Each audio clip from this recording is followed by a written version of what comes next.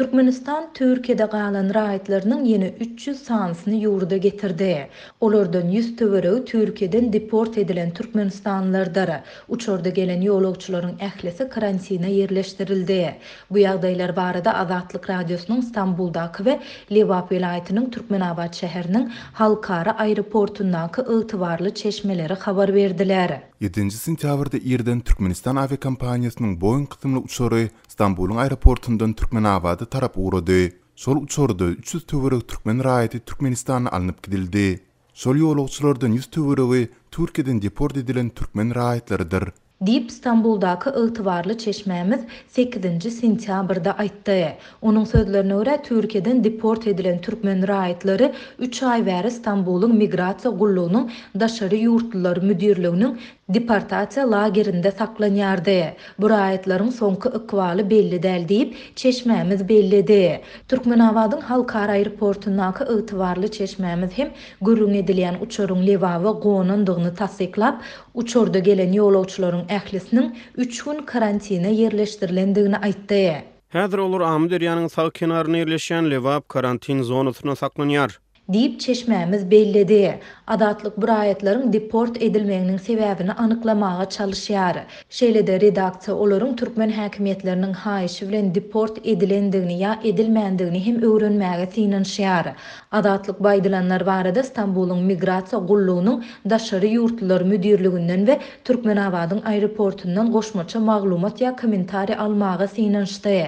Ýöne redaksiýamyzyň 8 sentýabrda eden synanýyklarynyň netijesi bolmady. İstanbuldaky türkmen aktivistleriniň biri deport edilen Türkmenistanlylar we olaryň deport edilmeginiň sebäpleri barada türk häkimetlerinden maglumat alyp bilmendiklerini aýtdy. Adatça Türk häkimetleri raýatlary bu baradaky maglumatlary olaryň näme sebäpden deport edilenini aýtmaýarlar diýip Türkmenistanly aktivist aýtdy. Bellesek bu vaka Türkmen häkimetleriniň pandemiýa döwründe Türkiýede galan raýatlaryny köpçülikleýin ýagdaýda watanyna dolamagy gözüňünde tutýandygy. Şeýlede Türkmenistanyň Türkiýeden türkmen raýatlary üçin wagtlaýyn esasda dürli görnüşli wiza düzgünini girizmegi soran mahalyna gabat geldi.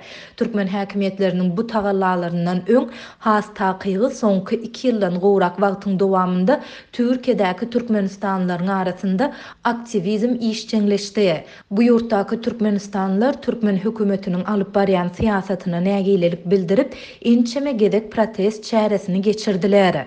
Türkiýe türkmen raýatlarynyň oku ýa-da zähmet migrasiýasy şeýlede söwda etmek üçin iň köp saýlayan ýurtlaryndan biri hasaplanýar. Türkiýanyň migrasiýa gullugynyň 1 sentýabrda çap eden sanlaryna görä, ýurtda 230 000 goly Türkmenistanda kanun esasda ýaşaýar. Ýöne bu ýurtdaky çeşmelerimiz Türkiýede bir kanun ýaşaýan Türkmenistanlylaryň sanynyň bu görkezijiden bir näçe esse ýokurdygyny çaklaýarlar. Mara vilayatynyň Daýhan birleşiklerine mektep okuwçylary sapaklardan soň paýta ýygymyna gatnaşýarlar. Yerli ýaşaýjylar ýurtda giň ýaran işçiligiň hemde yaramazlaşan durmuş ykdysady kynçylyklaryň ýaş çağalary keçi ýaşda zähmete mejbur edýändigini aýdýarlar. Mektep okuwçylary öz enatalaryna kömek etmek üçin paýta ýygmaga ýa-da owanyň içinde başga iş gözläp, maşgala eklenjine gündelik goşunt goşmaga mejbur bolýarlar. Diýip marly ýaşaýjylar Azatlyk radiosynyň habarçysyna gurrun berýärler. Döwlet medeniýeti Türkmenistany şadyan çağalaryň bagtyar ýurda atlandyrýar.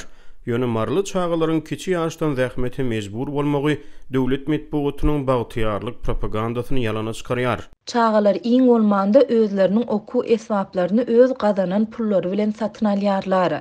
Günortan sapaklardan soň ellerine bir döwüm çörek alyp paýta meýdanlaryna gidýän çağalar gün ýaşmanka öýlerine gelmeýärler. Diýip marly bir ýaşaýjy Azatlyk radiosynyň habarçysyna gurrun berdi. Mektep okuwçylary sapaklardan soň ýygyma ene atalary bilen bilelikde gatnaşýarlar.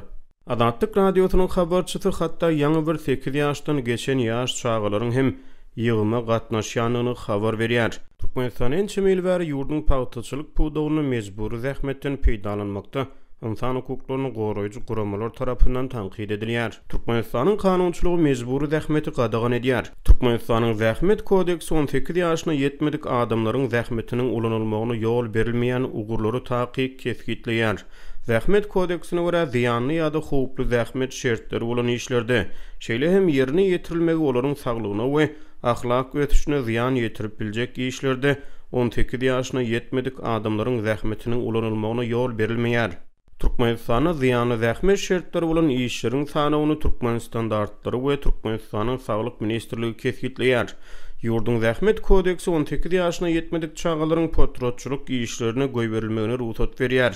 Şeýle-de zähmet kodeksi umum bilim berýän edaralaryň okuwçylaryň okuwdan boş wagty işlemegini hemde olaryň tölew şertlerini düzgünleşdirýär. Ýöne döwlet telewizionyasy ykdysady mümkinçilikleri pes bolan hojalyklarda gazanç etmäge we zähmet çekmäge mejbur bolýan çağalary asla görkezmeýär.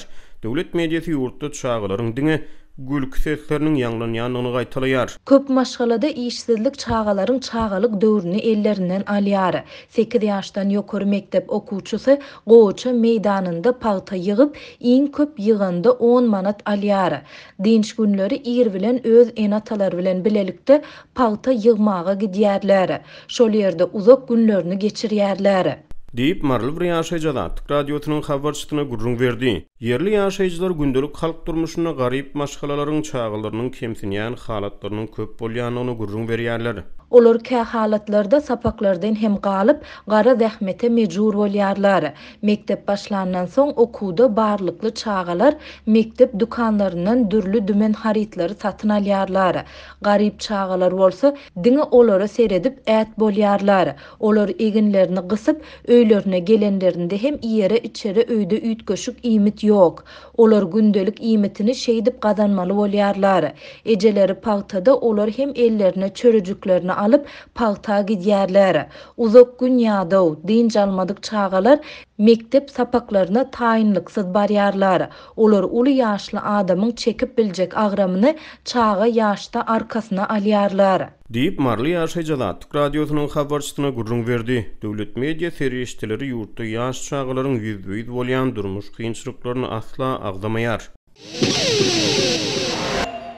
Mary welaýetindäki bankomatlarda nagt ýetmezçiligi ýene ýitileşdi. Bankomatlarda nagt puluň tapdyrmaýandygy sebäpli raýatlar zähmet haklaryny, pensiýa we kömek pullaryny nagtlaşdyrmakda ýeti kynçylyk çekýärler. Munyň bilen bagly raýatlaryň bank ýolbaşçylaryna edýän arz şikaýatlarynyň oňy netijesi bolmaýar. Bu barada Azatlyk radiosynyň habarçylary Sewitden maglumat berdiler.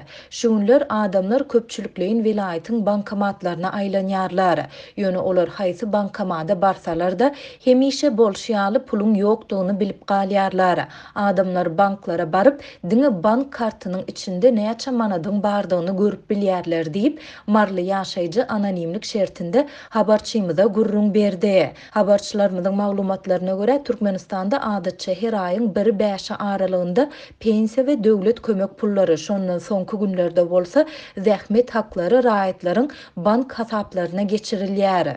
Adamlar aýyň başyndan bankomatlara aýlanyp başlaýarlar. Ýöne olaryň aglabysynda pul ýokdugy sebäpli kartlaryndaky pullaryny ençeme günläp, käte bir näçe gepdelap nagtlaşdyryp bilmeýärler.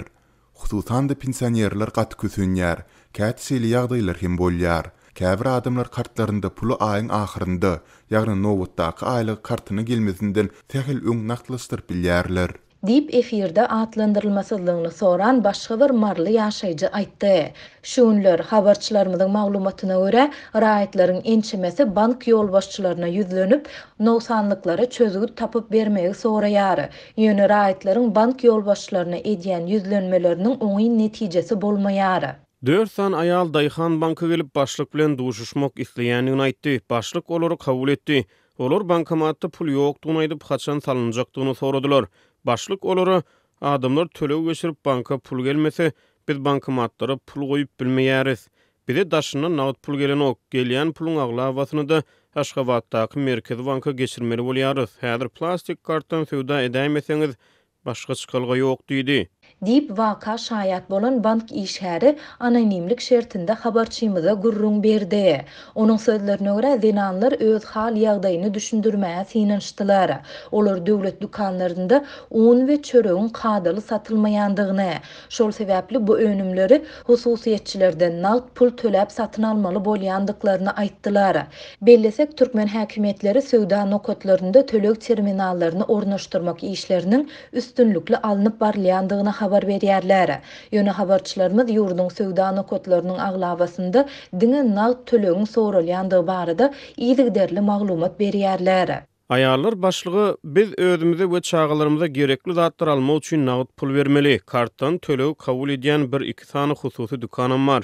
Ýöne olar kartdan töläniňni haridyň üstüne 20% goýup has köp pul alýarlar. Olary gödäwçilik edýän adam ýok. Biz çykgynty ýagdaýda diýdiler. Başlyk elinden gelýän zadynyň ýokdugyny aýdyp olary ugratdy.